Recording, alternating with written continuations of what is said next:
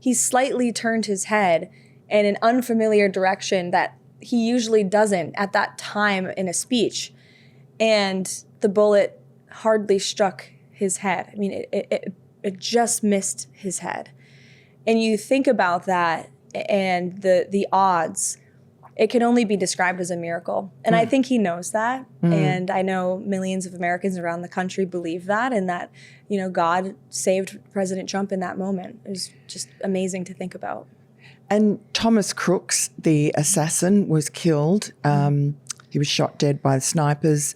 He was cremated. There are a lot of sort of questions about him. We don't know very much about him. And I know when I interviewed President Trump at the very beginning of this term in about February, he at that moment said, I need to know more. I deserve to know more. He said to his Secret Service people there and then the FBI was supposed to, but there's still no information, at least that's public. Yeah. Is there anything, I mean, is he satisfied with what he's found out so far?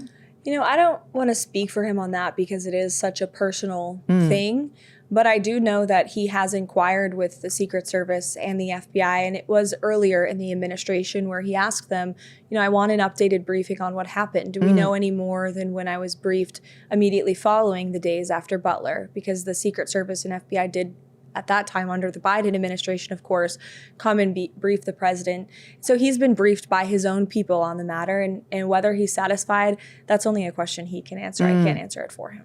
But there are so many questions out there. And I mean, you know, did he act alone, et cetera? And it's, you know, it's over a year. It's 16 months now. For sure. So, yeah, I mean, those questions are definitely deserving of answers, and I understand why the public wants those answers, and I believe the president does too. And so why again, don't we have them?